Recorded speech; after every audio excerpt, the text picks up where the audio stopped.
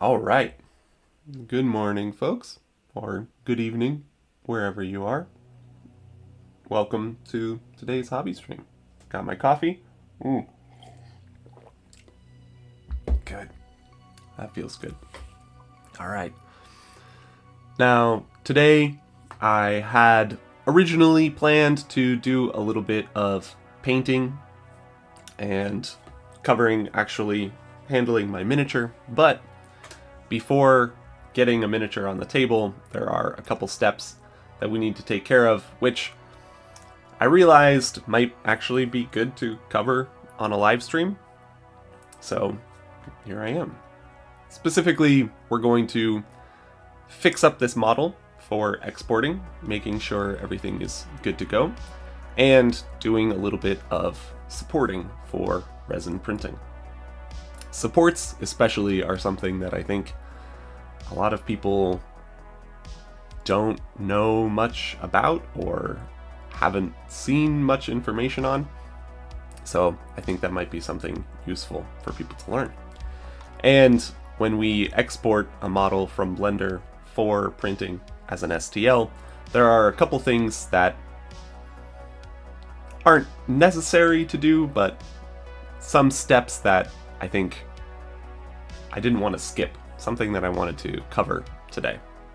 So yeah, that's the plan. Let's finalize our sculpt and then support and get it ready for printing. All right. Also, I'm a little tired again today. I don't know if this is the best time for me to be doing live streams, so let me know if this is too early or just perfect for all of you. So all right. Regardless, let's get to it. So first, you can see I have my Spire-Born mini here, and I haven't done much since the last live stream, so if you're following along with making this model, then things should be pretty much where I left it off last stream. The only thing that I did change was this back piece. I made it into a single piece and moved it into position. So that's one thing I want to talk about today, is that kind of a little bit of that process. The next thing is, I don't know if I want to add toes. We might get to adding some toes down to his feet here. And we have to fix the pants so that they look good in this pose. And I think, and a little bit of this arm here needs a little bit of work as well before we finalize it and export it. So those are the first things to do. To talk a little bit about this back panel, you might have seen the last live stream. This piece here, this little brace, was getting all deformed by the armature, by the posing. So what you do if that's happening and your pieces are getting deformed, there are a couple things to do. This is not the best thing to do necessarily, but what I tend to do is let's actually use this little arm piece as an example. These arm pieces are supposed to be flat, but because it's connected to the armature, it gets slightly deformed by the pose. So to kind of fix that, one thing you can do is adjust how the armature is affecting it. Either you can apply the armature, which just puts it into position, or you can remove the armature. Did I just remove it?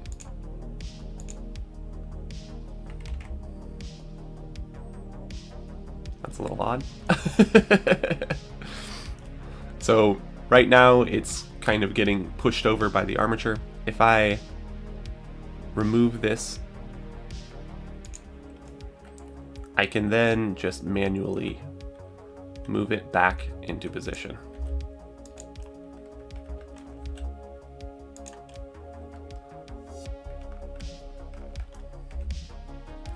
Now this is obviously not the most efficient way to do this.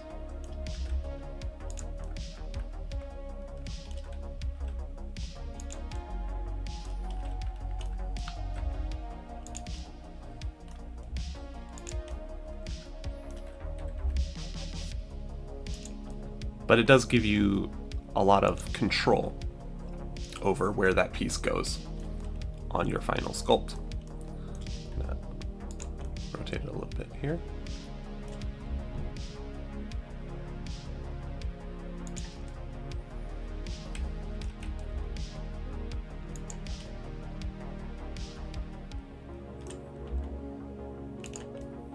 There we go.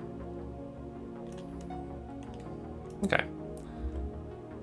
So you can see now, instead of having that weird little deformation and being a little off-center with this other piece, we've got it so that it's pretty much exactly where I want it.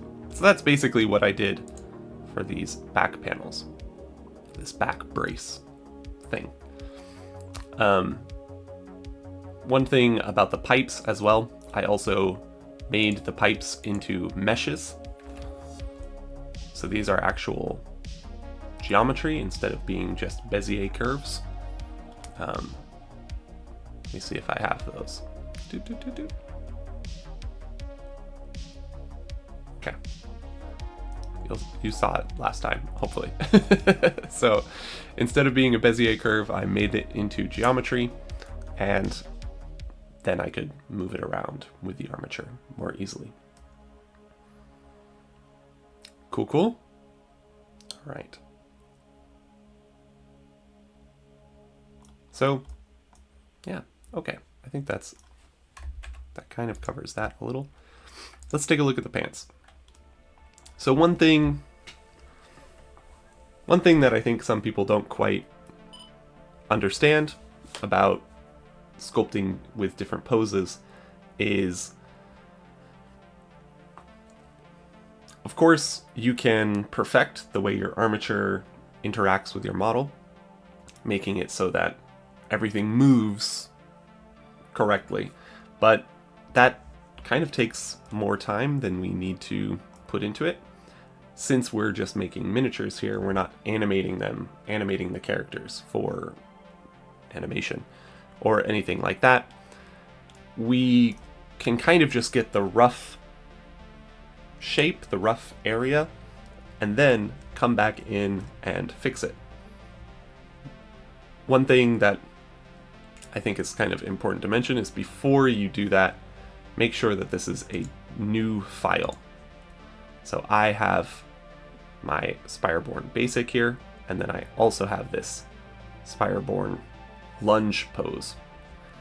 And that way, when I'm changing the pants, it's not affecting the basic model, it's just affecting this pose.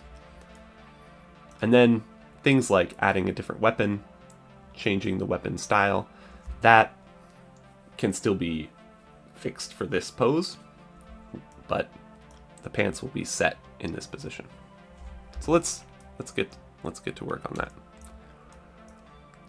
You can see when we have these pants here, if we just go into sculpt mode, it kind of puts the pants in their default position.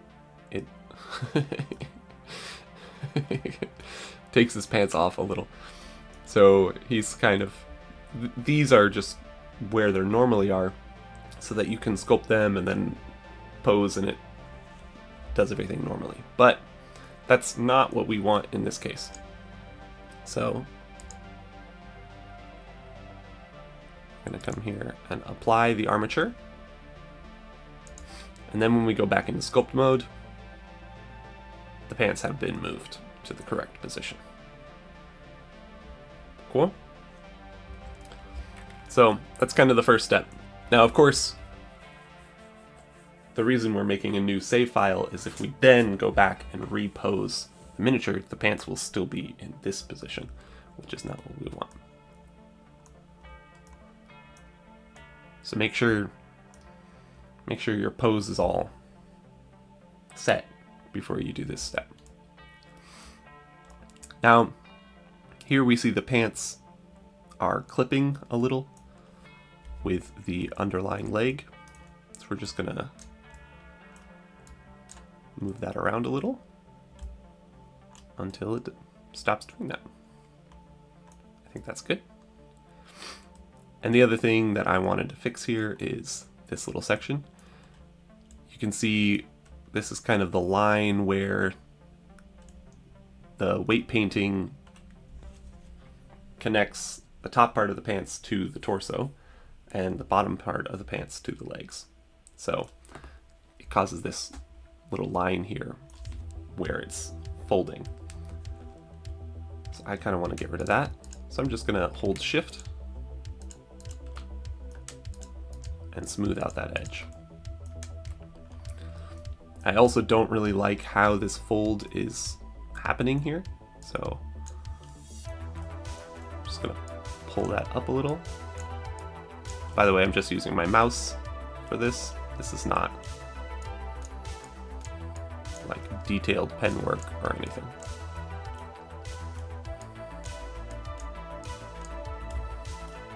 I do want a little crease here. I just don't want it to be so sharp.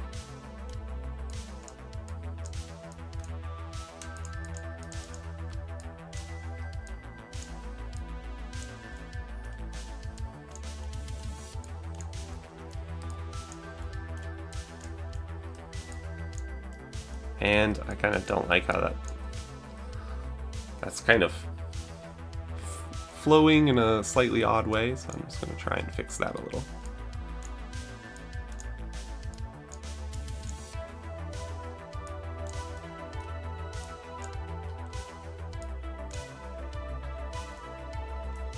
Okie dokie.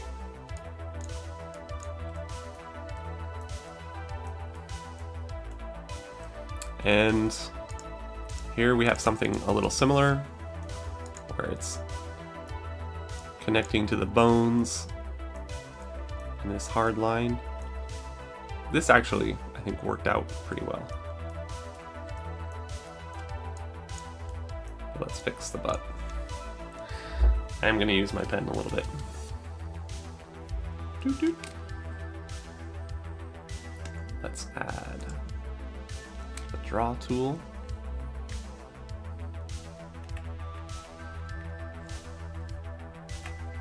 Ooh.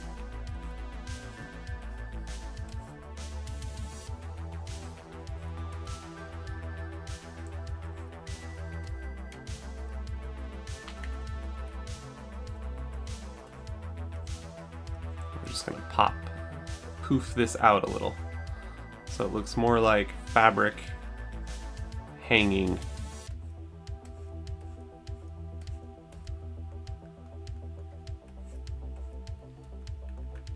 instead of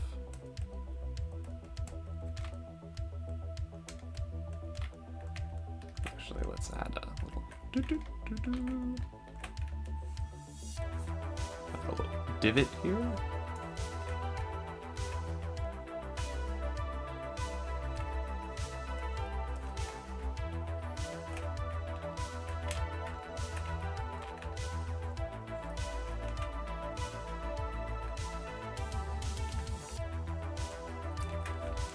Okay.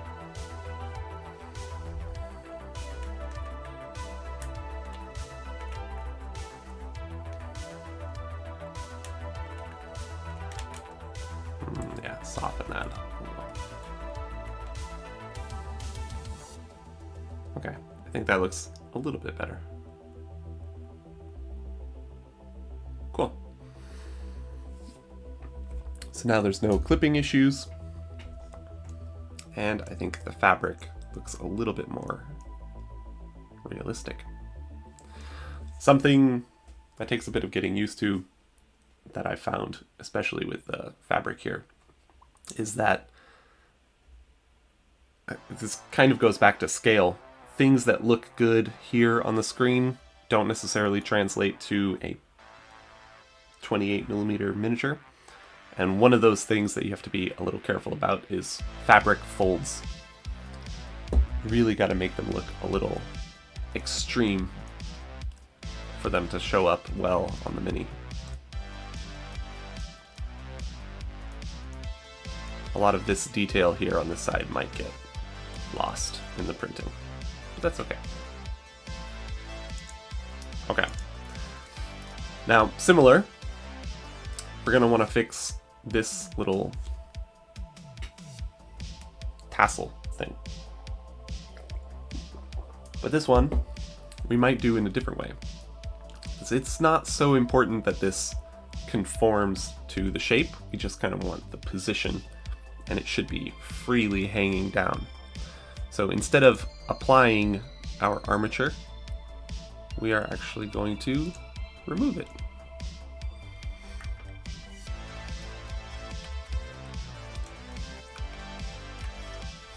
Rotate along the Z-axis.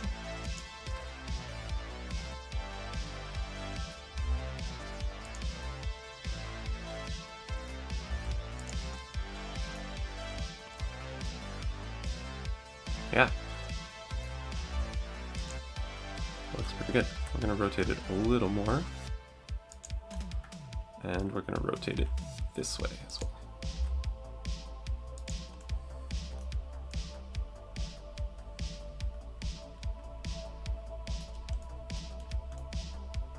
Nice. Now for this one, we're going to add that posed motion here with the sculpt tools instead of relying on the armature.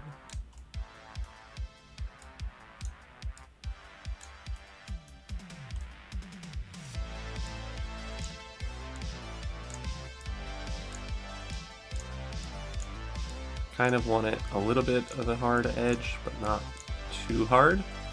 And I want it to generally go drape down.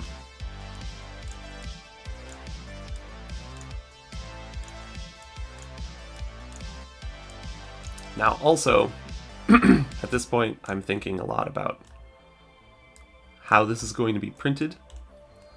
And if we're printing from the bottom, which is generally what you want to do, this little tassel might cause some problems. It's going to turn into an island if we're not, well, unless we're printing from the top, it's going to turn into an island.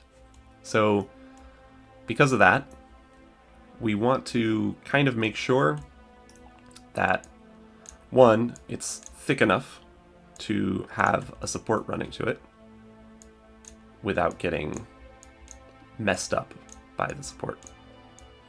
So we're going to thicken it a little bit here. Having it thick like this, I know kind of like feels strange when you're looking at it on the computer, but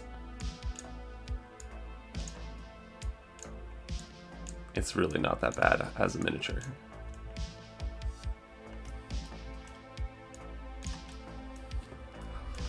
We're going to soften this side here.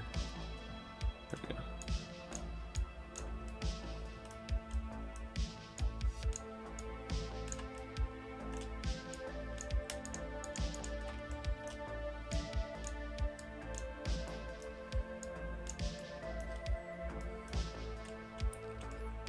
Okay, so now it's a little bit thicker, which means it should be okay. But also, we want to make sure that there's one point where the supports hit that piece. So here's where it's kind of hard to translate or teach this, but we want to, okay, what I do when I think about supports is I kind of flip the model in my head. So we're looking at it upside down. This is not, you don't have to think about it this way, but it's how it helps me because of my experience doing lost wax casting, where gravity is a big part of the process. So I'm thinking about it, the resin supports coming down and hitting different points on the model. So if we have it flipped upside down like this, then the supports are going to hit here. These little pieces here are going to be islands. This little piece is going to be a big island, and we're going to have little islands around the pants. So I now am starting to think about, like, what direction is optimal.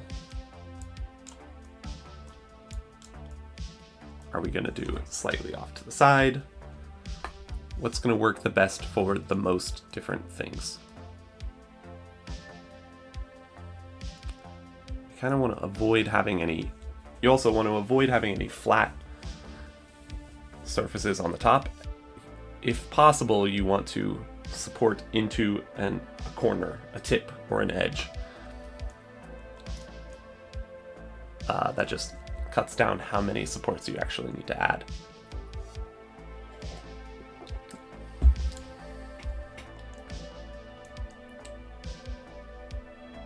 So I think I like it coming in at a little bit of an angle with this side a little bit higher. So I think that's going to work for us. Hey, Clinton. Do you have to worry about it? I suppose it's like... It's... You have to think about the angles in the pose. Yes, this is printed with resin. So you do have to think about the angles a little bit, but also it's like a balance. Like you want to design with the process in mind, but you also don't necessarily want to limit yourself by the process. So when I'm posing it, I'm not thinking too much about those like technical limitations. But if I have a choice between one way or another way, and I know one of them is going to make printing it a little easier, it's better to do that.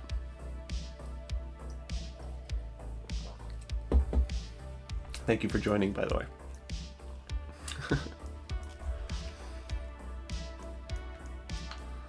Okay, I think I have a good idea here. All right.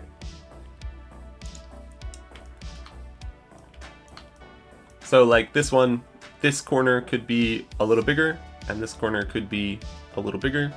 It's kind of either one looks more or less fine, but knowing that this one might be a little better for printing will just help make that process easier. We're gonna fix this arm now as well. One thing about the arms, of course, when you actually move, you have muscles under your skin that are deforming and moving all around depending on your position, and the armature is not gonna replicate that. So we have to go back in and add that kind of detail ourselves. This arm is kind of okay. The shoulder's a little bit funky, but this arm is all kinds of messed up. So let's go ahead and apply our armature and add some details. So see, his arm is all twisted. So first we're just going to soften out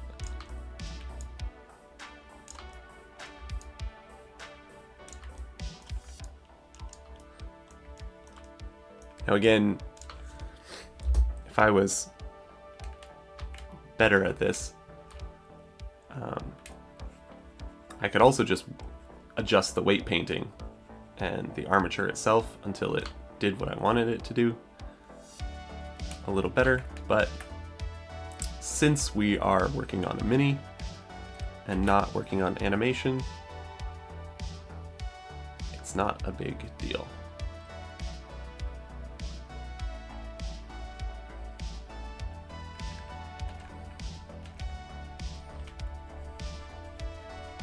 Soften that out.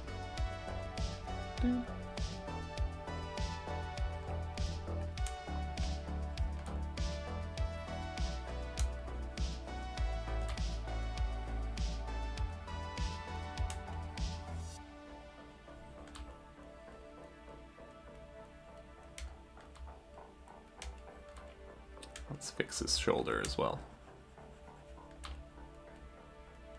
Ooh, yeah, that doesn't look comfortable. So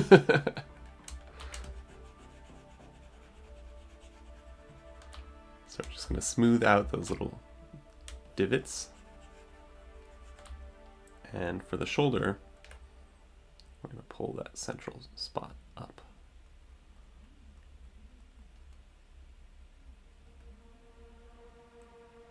Oh. We're also going to turn off mirroring as well. Switch to our drawing mode.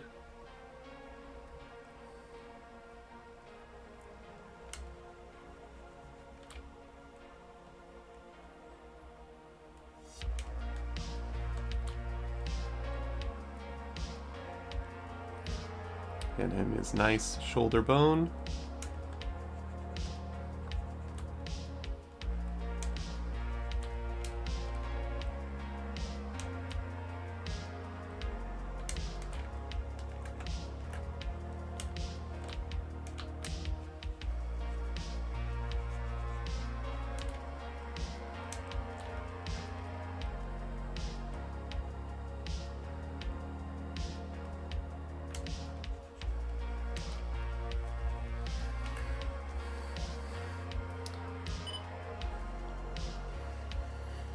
Try and look at it from a couple different angles. I'm gonna fix his armpit.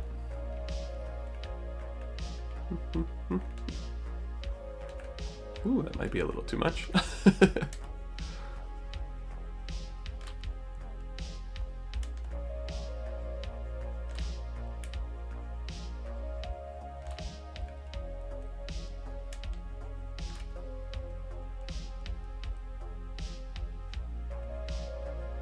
I'm not stressed too much about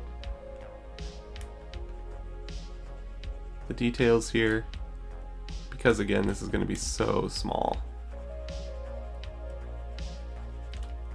Just want to make sure that the overall form and silhouette is a little more natural.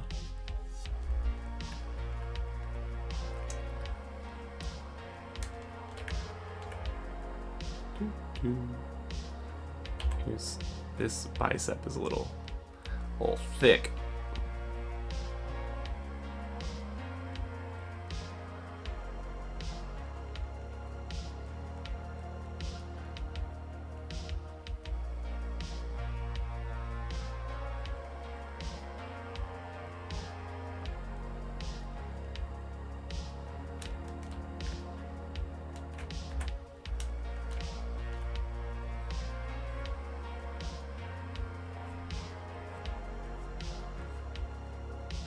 Pick up that forearm here, make that flow in a little better.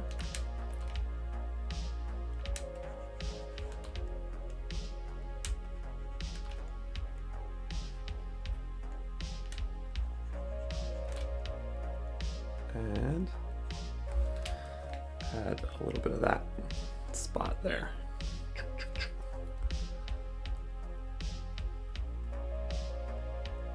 When you're drawing in 2D, I think good artists know this, or practiced artists are good about this, but people tend to think of the arm as like just round, like as like a cylinder, but especially when flexed, like the cross section is actually more like a trapezoid, which I'm not saying that I'm good at that, but I am trying to get a little bit of that detail across.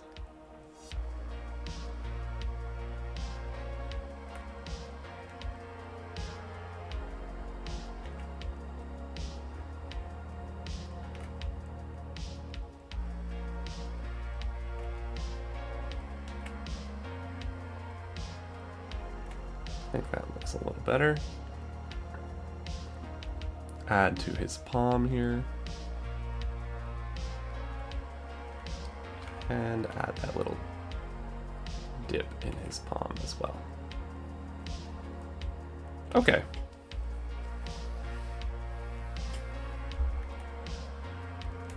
It's still a little off on the back. I'm just gonna thicken that part out.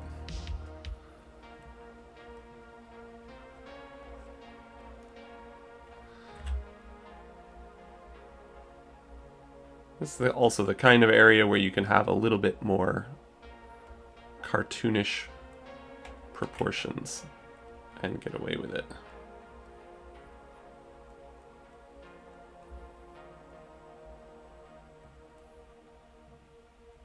Although we still want those angles to be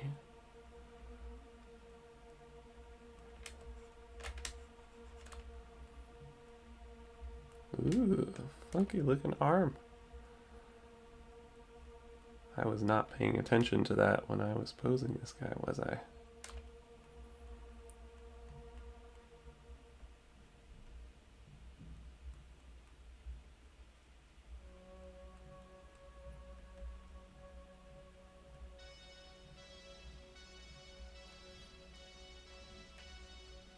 Okay, I don't want to get stuck on this. So I think I'll pop over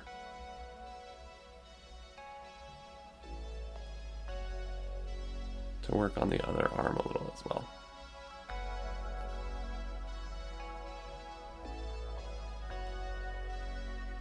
All right. Move on, Trevor, move on. Now the other arm here is much more like flexed, so we're gonna add a nice shoulder muscle.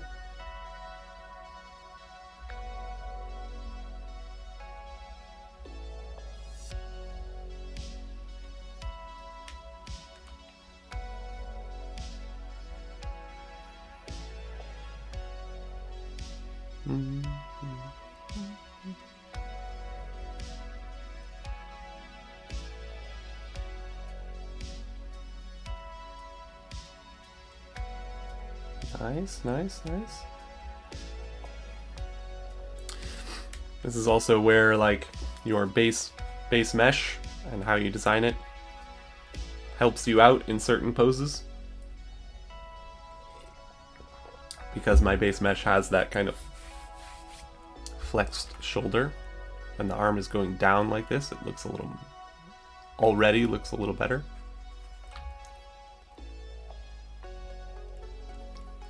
But still some smoothing out to do, especially there and here. And this is kind of wonky, so we're going to smooth that out. Okay, okay.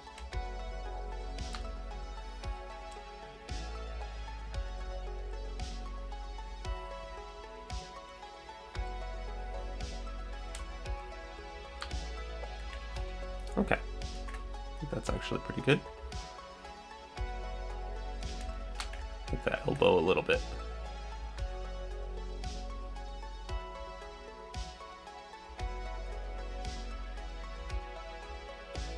Fine-tuned. Check from far away.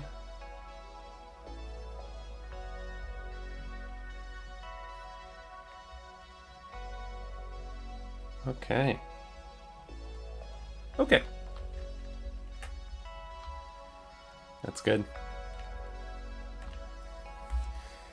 I'm debating the toes.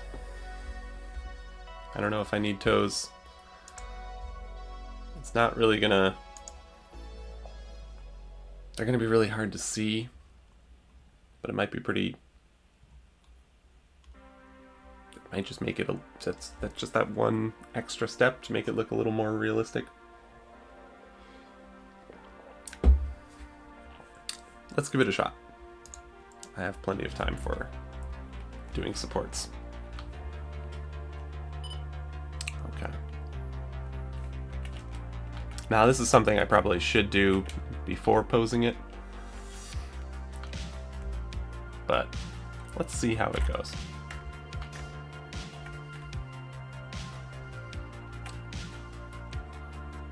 We don't need to give them full toes, but at least the suggestion of toes.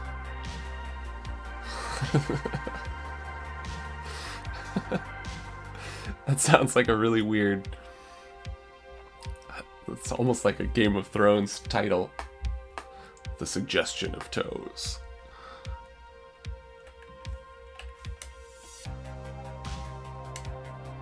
I don't know why. That's what I thought of.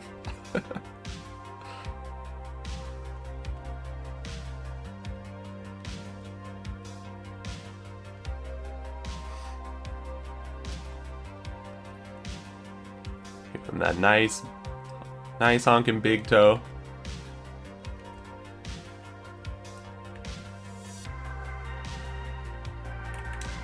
We're gonna get in there.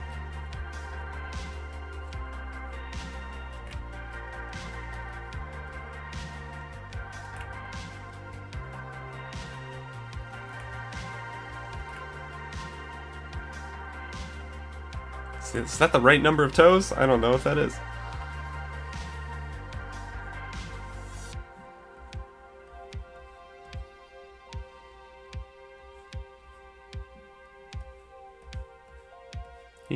He can be someone who's lost his pinky toe out in the ocean. Somehow has a story to tell. Again, because I'm not doing this quite properly, the geometry here is all funky.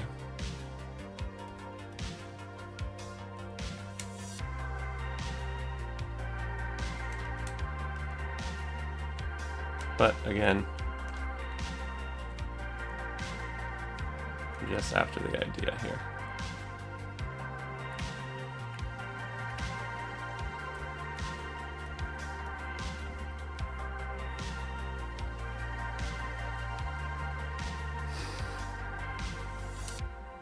Feet and hands are always going to be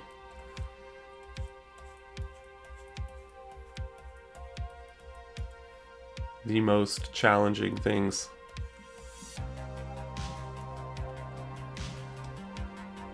To make look good and realistic.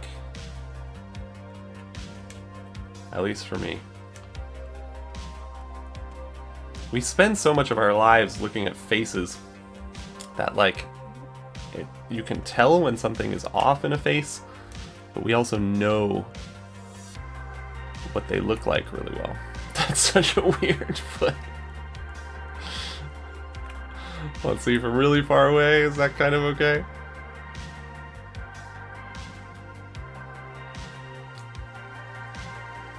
I think that might actually work. I'm a little surprised. Okay. This is not a sculpting feet tutorial by any means whatsoever.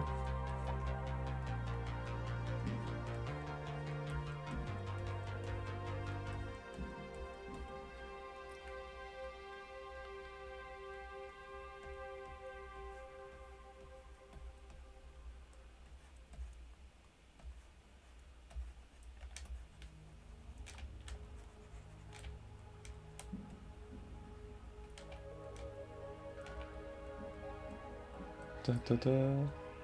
Oh my god.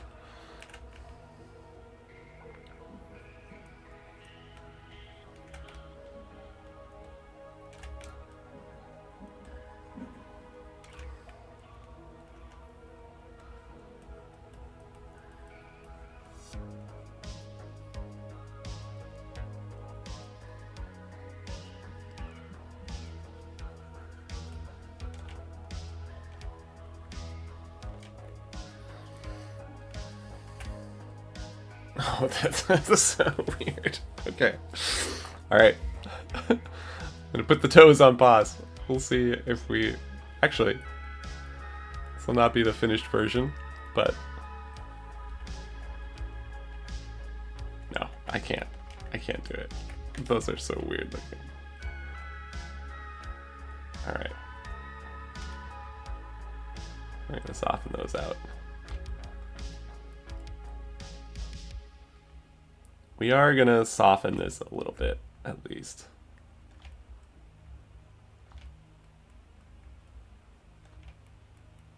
Make it look a little less boot-like. I'll tell you what, that's what we're gonna do. We're gonna put at least one little crease here for the big toe.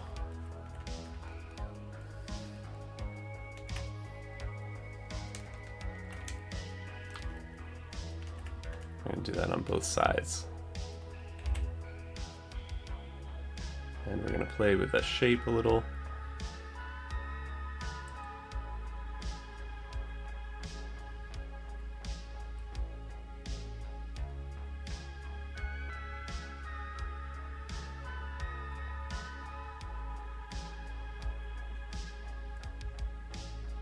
I gotta look at my feet. Weird. Feet are weird.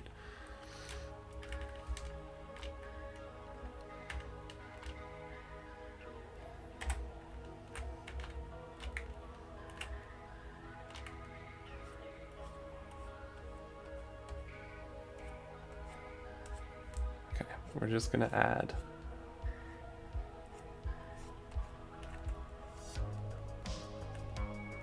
something like that.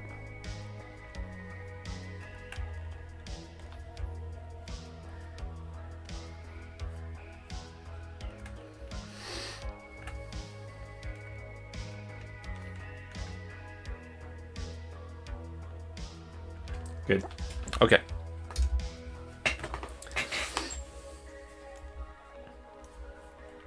All right.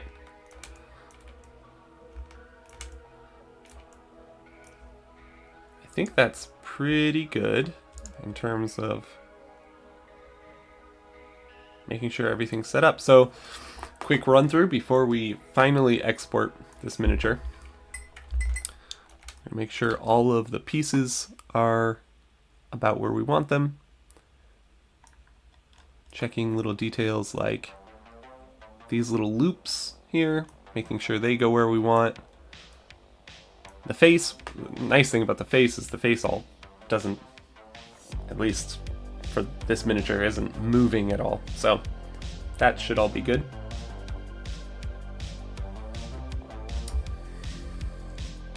But double check.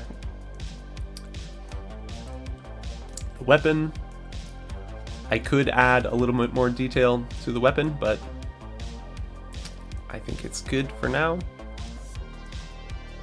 And yeah. Alright, if there's anything to fix, it would be his feet. But we're not going to spend too much more time on that. Okay. So, let's export this mini to an STL. And then we're going to put it into a special software, Lychee, to add some supports. And then it'll be ready for printing. So let's do that. One thing that is pretty confusing when you're learning how to do this is when you actually go to export your miniature, you have all of these separate pieces, and you can just export as an STL. And as long as all of your individual objects are one manifold, meaning that there is a solid outside surface.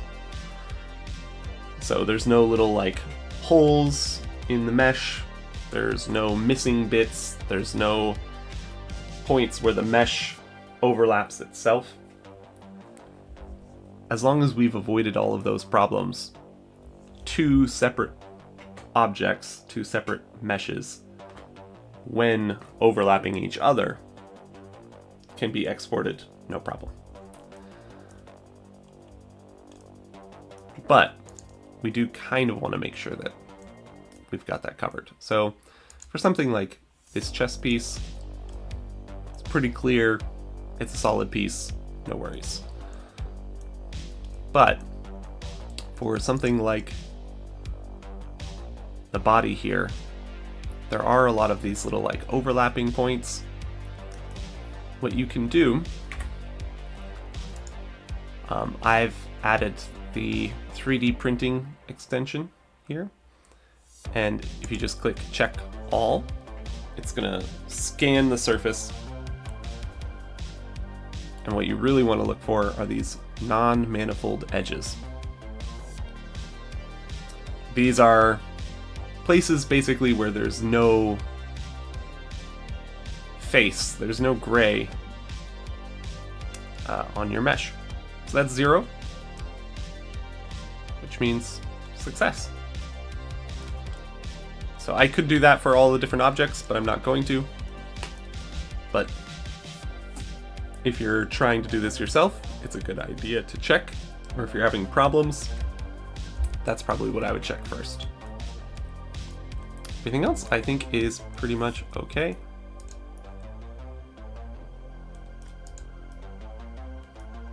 Let's export this bad boy. Okay. Oh. Good call. So we're going to select all of our little pieces and make sure everything actually got selected. I think we're good. Okay. Then export as an STL.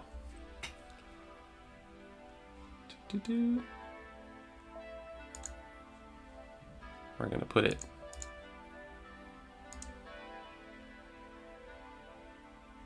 in Spire-Born.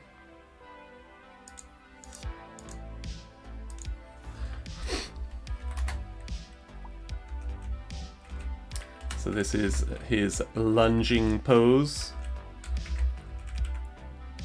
And this is with the glaive. So if I add another weapon later, that's going to be okay. I'm clicking selection only, so I'm not exporting any of my other hidden meshes accidentally. And right here I have the scale set to 1, and that's it. And it's going to apply all the modifiers. So any mirroring or anything like that is just going to be applied when it does it. I've set up my Blender workspace to be in millimeters. So when I put scale 1, it's already good to go. But if you're getting problems importing your STL into a slicer, and it's way too big or way too small, the first thing you want to check is your Blender settings. You shouldn't have to play around with the scale here. If you are, you're probably making your life harder than it needs to be. I did, so trust me. So we're going to export that. It's going to take a second.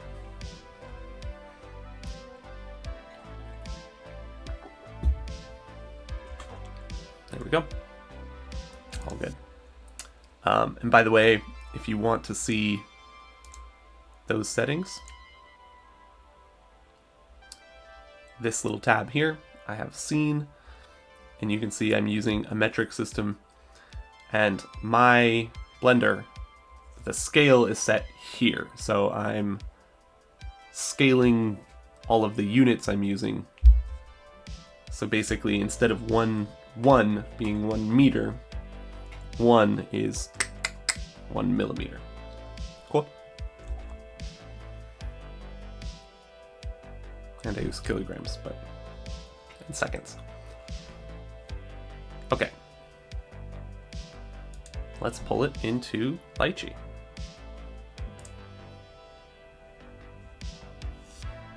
Cool, cool. So here we're going to add our file in Lychee.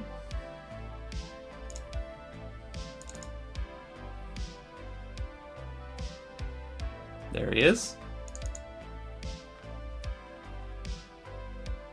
That's cool that Lychee is showing me a little preview of the STLs. That's kind of new, I think. New for me, at least. Okay. So here we have our model in Lychee, and Lychee right now is set up to be the size of my printer. But you'll see he's red here. So I'm going to click it. Lychee says there are some errors, some little holes or problems, which Blender doesn't care about, but Lychee does. I'm just going to repair him.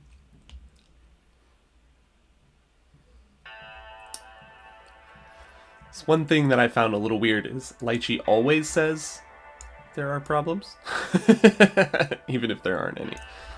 I did well. There are no holes to fix. Okay, so now our guy here is one solid piece ready to be supported. Lychee has shown us here where the bottom is. Okay, if you're completely new to this, I might as well talk about it. The build plate actually builds upside down. So your build plate goes down, connects to the screen and the mesh, or like a little sheet, and then it's going to harden that area between the plate and the screen, the sheet, and then it's going to pull back up, snap that off of the plastic FEP sheet, and then come back down and cure the next layer. So when we're adding supports to a model, we're thinking of two major things.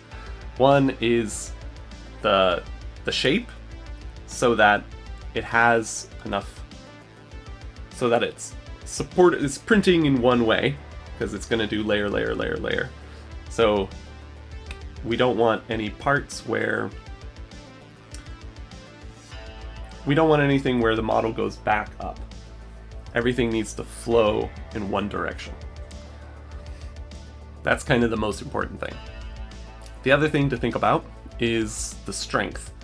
Since we're pulling cured resin off of a plastic sheet, there's a little bit of tension there. It's not a ton, but it can be enough to snap your model off of the supports. So the supports running into each point need to be either thick enough, or there need to be enough supports to hold on to that piece when it gets snapped off of the plastic sheet.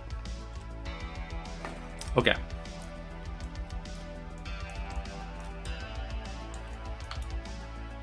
That's kind of a quick little overview.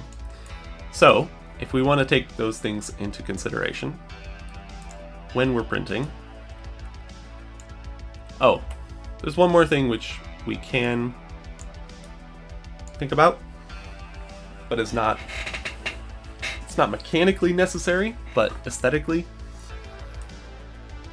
We generally want to preserve the detail of the face and the top, because that's what you want to see. That's what you're going to look at when it's on the tabletop. And so we want to avoid putting supports into the top part of the model. Sometimes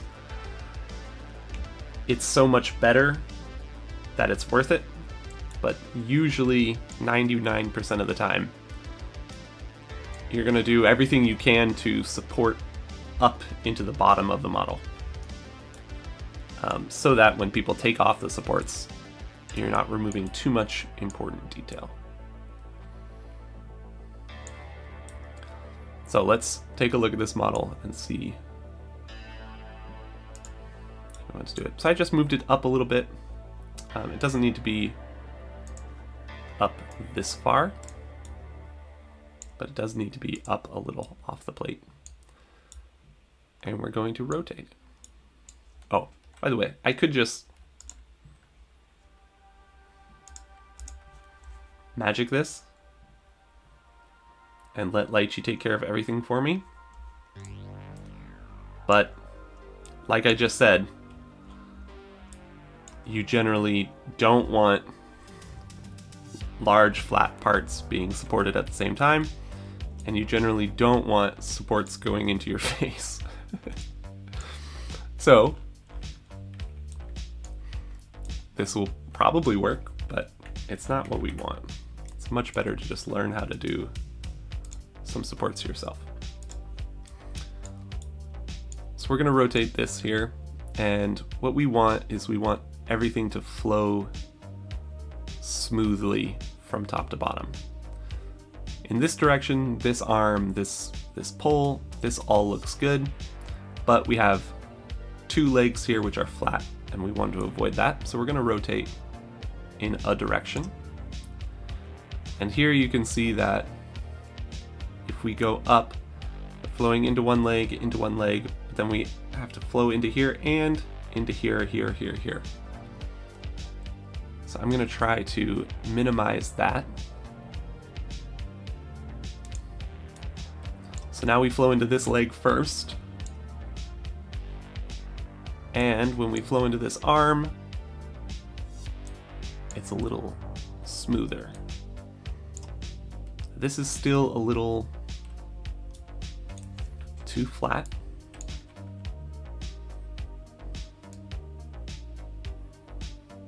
I'm going to rotate that a little more. We don't want to go too far because then this will be flat. And we're going to rotate a little like that. There we go. So now we're supporting into the elbow instead of supporting multiple places along the arm. His butt is flat, but that's okay. The butt, I can put a lot of supports in the butt.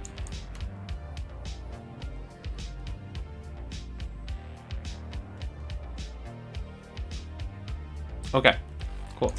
Let's go with that. And Lychee, we're gonna head up to prepare. We're gonna add a raft. I like this pixelate one. Gives you everything you need without wasting too much resin on the raft. Any resin that gets used up on here is it's basically that's it. So there are some other options here, like the circle is just a ton of wasted resin. So I usually choose this one.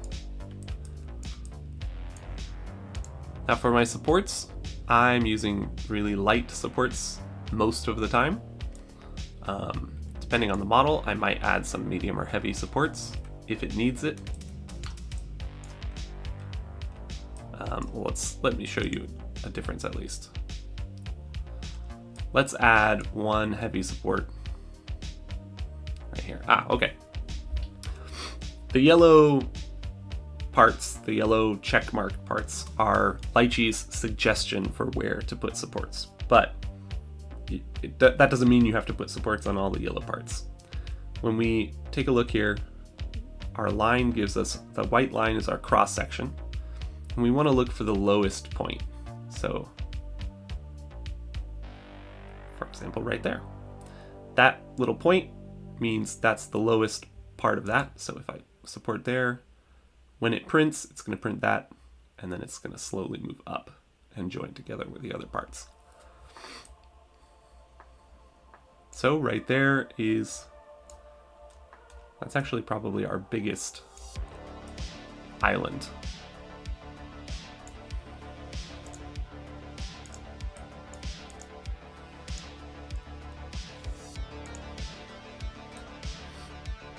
Okay. So basically, we're gonna do that same thing everywhere else. I usually start from the bottom just so that I'm not getting in my own way, in terms of like what I can actually see. So here our island is right at the corner of that shoe. And when I'm adding supports, I'm always thinking about when the support comes off, is it going to be removing anything that I care about? Bottom of the shoe, I don't care about. So in, like, for example, the side of the shoe, I care about a little bit more. Just a little. So I'm trying to avoid putting any on the side here if possible. We've also got another little island here. And we'll add another one.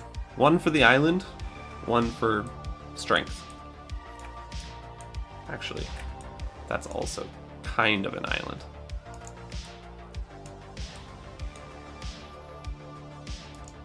I'll hit these two as well.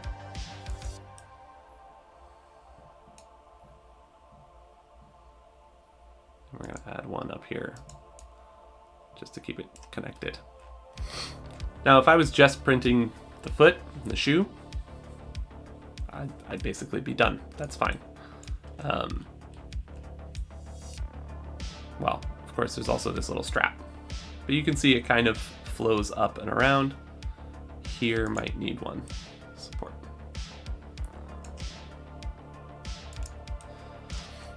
However, I'm not only supporting the foot and the shoe. The supports I add here are going to need to have enough strength to hold on to everything else until I join up with this main support. So I'm going to add a few more supports just for strength.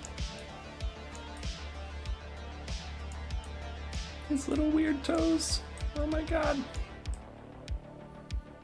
There's this little gap under there, which I don't like to see, but it shouldn't actually cause any problems.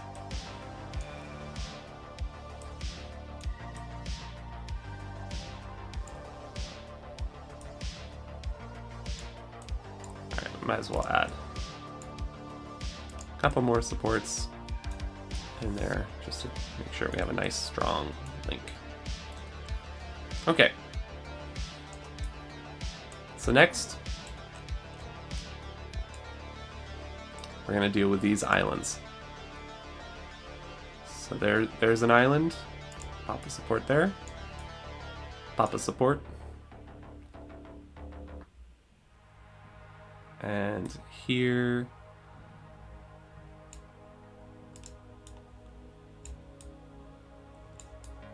and we're going to add one here. Now again, this is not an island that, if you're like searching for only islands, this would not be really an island, technically an island, because it's connected down here.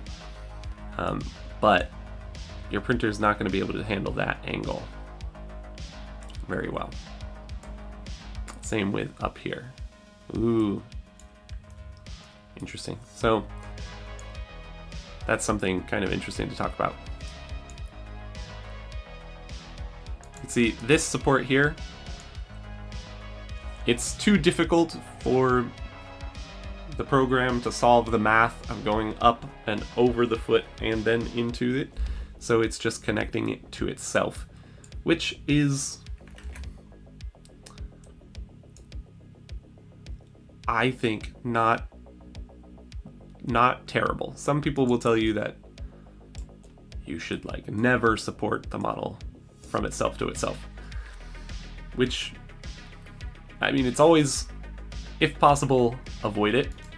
But the reason you avoid it is just because it looks bad. It's just because it causes you to take off more material than you need to when you're removing it. So, if it's the difference between a part printing and a part not printing, it's better to print the part and have a little divot than not get it to print at all.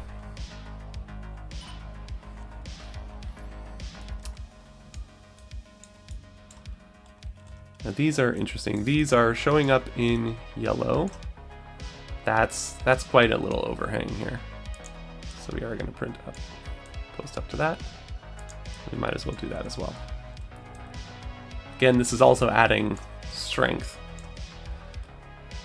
And here,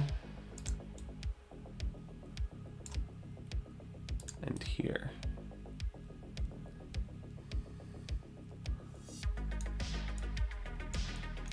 And on the butt. Okay, so this also is like not a technical island, but it's so wide, we want to make sure there are some supports heading up there. And we're going to add a few just for some extra strength.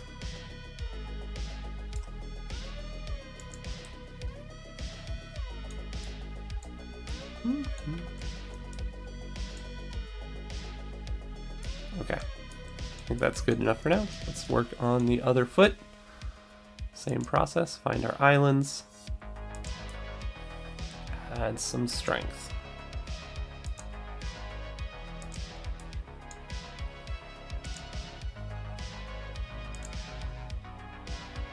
Now these are just for strength. Cool, cool. And add a little bit more, just to make sure it holds on.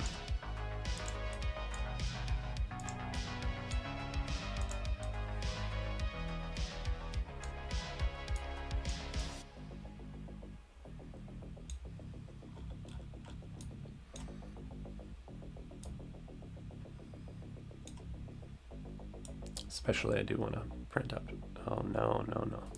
See, that's a good example of when you definitely don't want it to support to itself. It's just removing detail for no reason. Okay. That should be good. Now let's find the island there. And add a few more.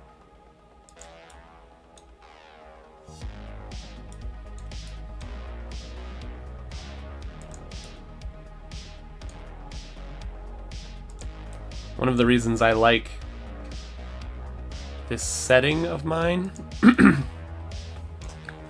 post-apocalyptic setting, is it means that when things look a little tattered, it's just adding character.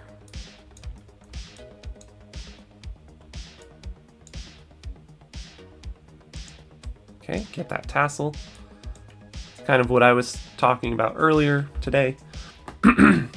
Because we have that angle on it, it means that we have one good solid island here to print up into.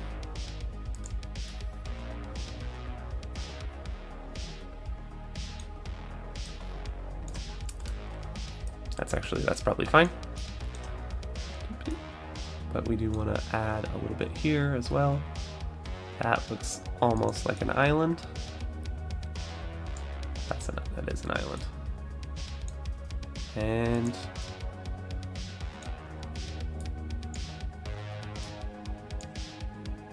might as well add one there.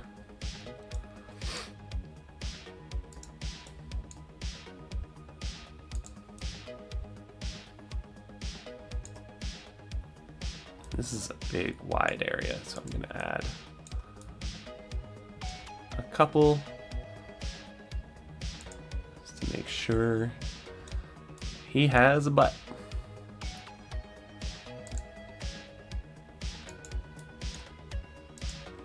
Okay.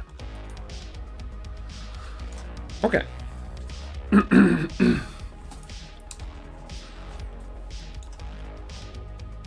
That should be enough to actually hold the rest of the model, but now we have to look at all of our other little islands. Make sure we get everything. So there's an island.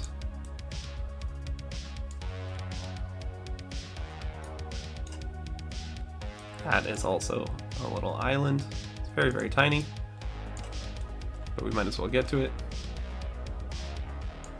These are, of course, each going to be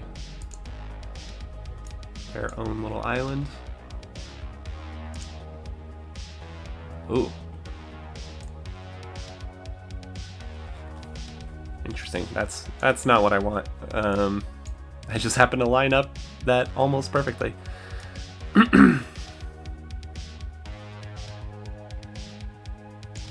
Okay. I'm gonna put one support into the middle. Those edges are not going to print quite correctly. There's going to be a little bit of resin that gets printed, and then it's going to kind of fold up along the corners. It's not ideal, but I don't want to go back and change everything. Support to these corners. These each are kind of their own little island as well.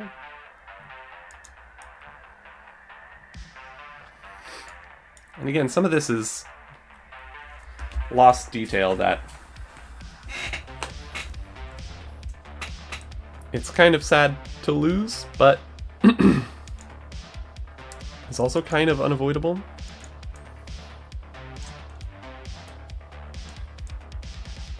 And going back to what Clinton asked earlier is if you design with those in mind, you can get better results, but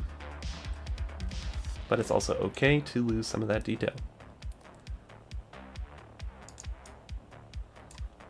Now, as I get higher on the miniature here, I'm also starting to think about where my supports are going, making sure I'm not running into anything upstream.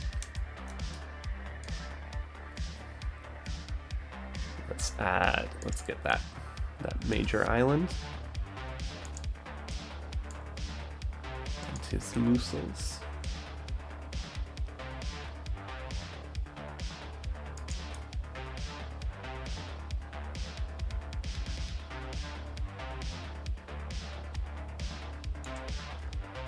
Good, good.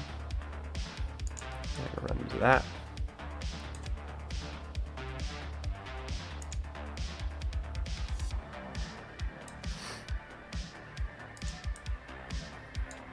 That's not fully necessary, but be helpful and kind of look cool.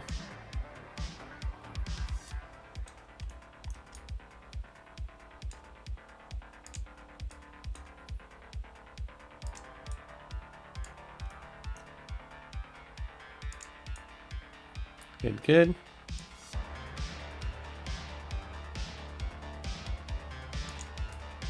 Good, good. Nice. And get the corner there. Okay. That's that side more or less done. For this side, because of the way we posed it and positioned it, it's going to be a little bit easier, but there is still that bit of a little island on his armband, and we want to make sure it's strong enough.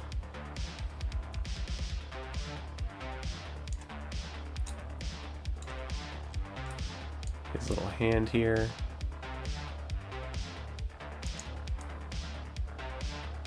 Oh, it goes right.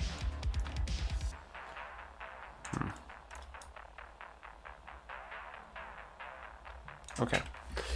Actually, this might be a good opportunity to talk about one more thing, at least in lychee. When you have a support like this, or or when you have a piece like this where you need to support up under and you can't go through the piece, you end up with these long sections here. You can, of course, I'm gonna add some bracings to make sure everything is a little bit stronger later. But if there's one piece where you're particularly worried about it, you can add some manual bracing. To do that, we're gonna hold Alt and click on one of our pieces, one of our supports, and then we're gonna attach it to this other support here. So hold Alt, click, click.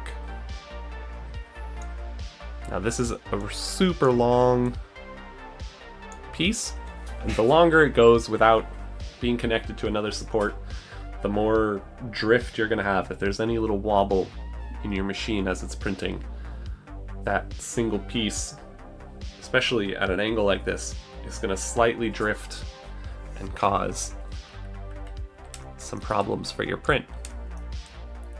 Or just break off, and then you lose all of that support.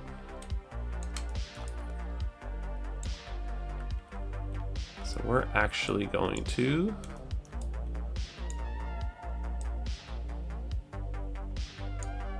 add another little brace up here. Oh, that's too close. Okay.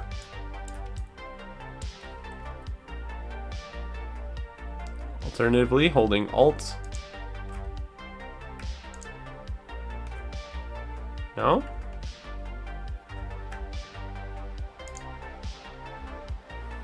Oh yes, hold Alt and then just go to the ground to add a support to your support.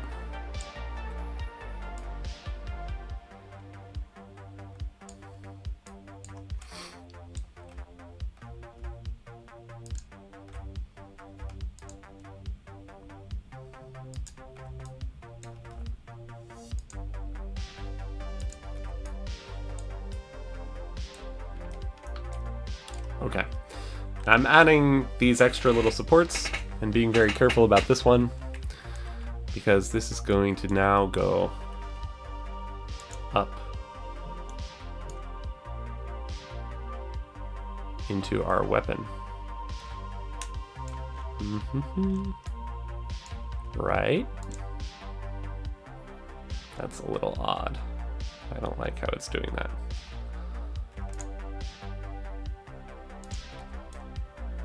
Okay, support from a little bit lower.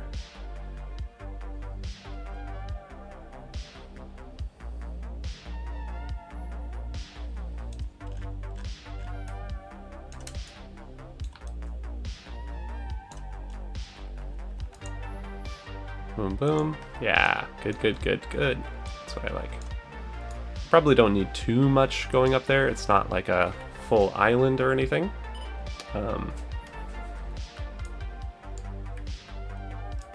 But at least something to connect it and keep it going. Okay. Before we move on to the rest of that weapon, I do want to make sure we've got the head and face taken care of.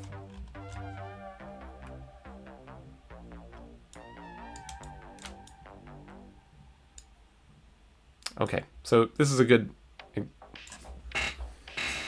example to kind of prove my point here. These little cheek plates will not print by themselves. And we could try and get a full-on support coming up here. But if we decide to add just a little support to itself, model to model,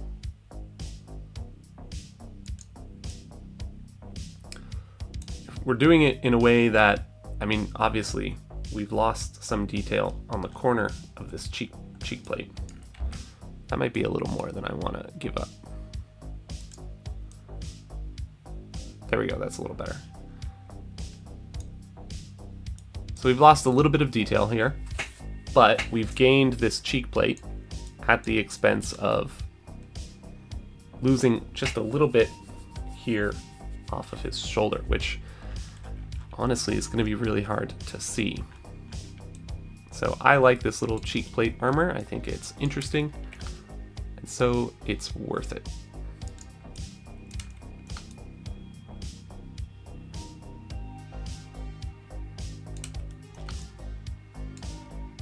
Is that the best attitude to have? Probably not.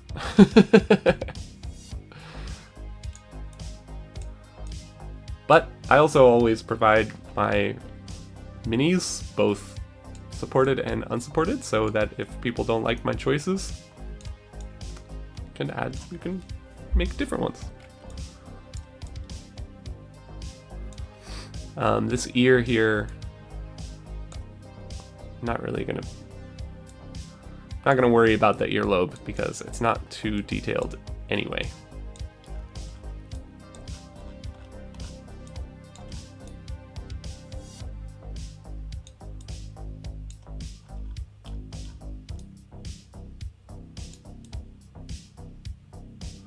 The rest of that mask is okay.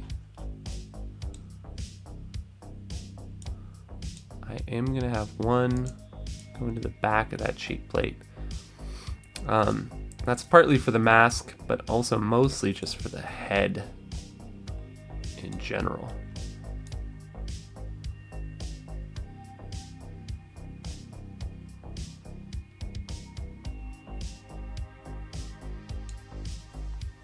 And you know what? Yeah. Just to make sure the head has enough support. I don't want a headless guy. I worked hard on that mask. Okay, so now we're going to finish off the weapon, and it will be good to go. So there's just a little bit of an overhang there. And we'll add one more for redundancy.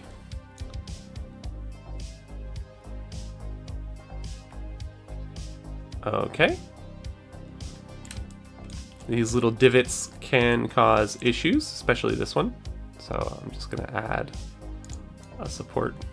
You know what, I'm gonna put it on the bottom edge here.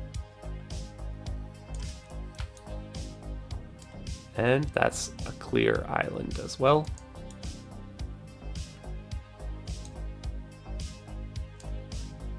We'll add one more here, just to make sure.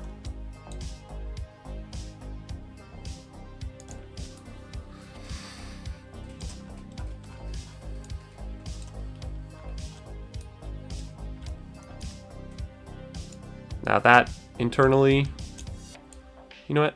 I'm gonna add one here. Not because I think it necessarily needs it, but just because I think it's kind of cool.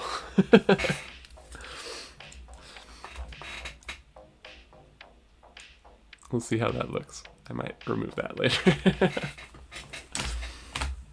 No, I'm gonna remove it now. I don't like it anymore. I'm very fickle. Okay, I'm gonna add one more to the tip, just to make sure everything goes smoothly.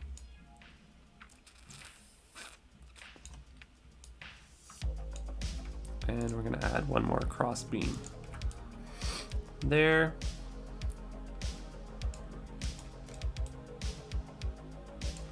And we're gonna add one more cross beam here. Make sure that hand gets printed correctly. Okay, I think that's basically good. I'm not a professional pre-supporter or anything, but I think I've hit all of the major islands, so I think that's good. Now, using this magic tool is not so good for just getting everything supported correctly, but what it is very useful for is adding braces to your supports. So I like to, once I'm done with all my supports, come in here, turn off everything but bracing supports, and then go ahead and click it. And it's just going to connect everything up together. Again, this just helps make sure that your supports stay straight as they're printing. Now I'm going to double check, make sure that everything has those bracing supports. For example, this one, this is braced, but this is not well braced. So we're just going to add a few of those, just holding Alt and popping them together. Add one more here. And this is not well braced, so we're going to do that.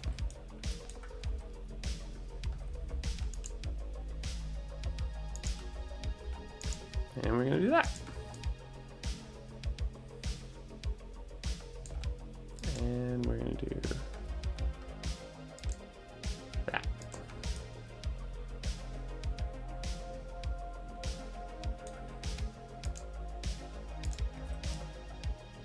These like weird little branching paths, the bracing system doesn't, the auto system doesn't do very well with. We're also going to add a few cross braces.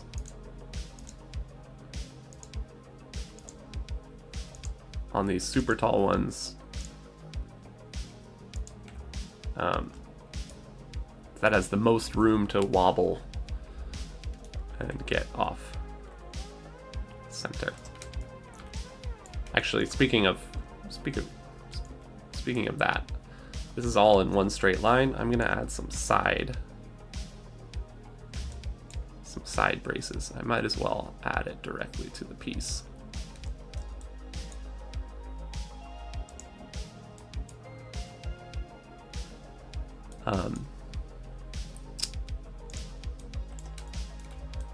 Just to make sure it doesn't wobble too much. Add some braces.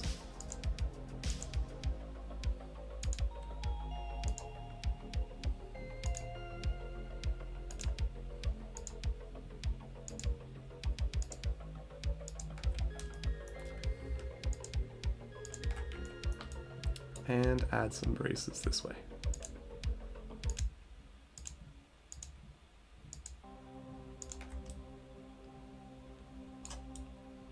Screw it.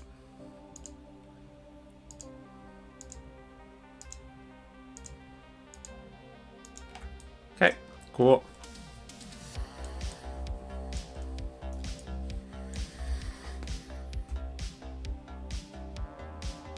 Model supported. Woo.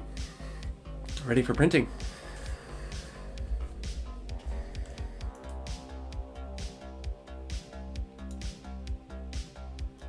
Okie doke.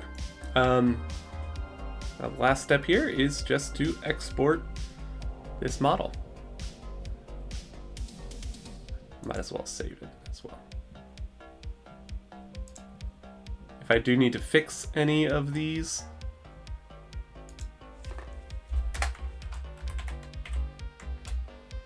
pre-supported. If I do need to fix any of these supports, I don't want to do all of it over again.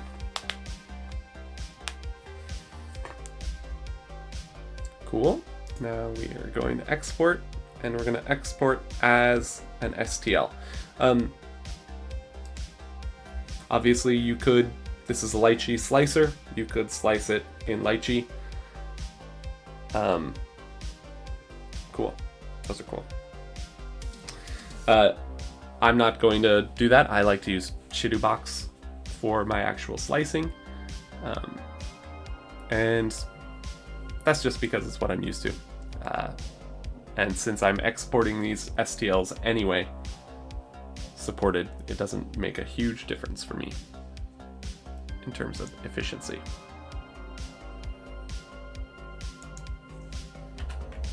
Capital's bothering me. Nice. There we go.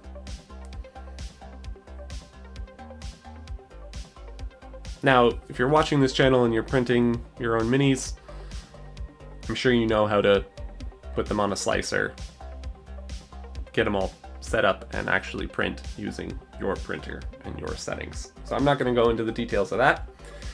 Supports though, it is helpful, I think, to see the process of going through them and adding those. So hopefully that was useful and interesting. This is okay, good. I was still going for some reason.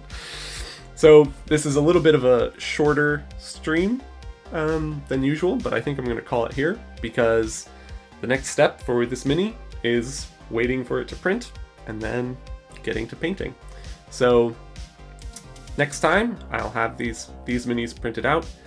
I'll probably have them primed as well and ready to paint up. So thank you for watching. I hope you enjoyed and learned something about the process. And yeah, I'll see you in a couple of weeks. All right. Thanks, everyone. See you next time.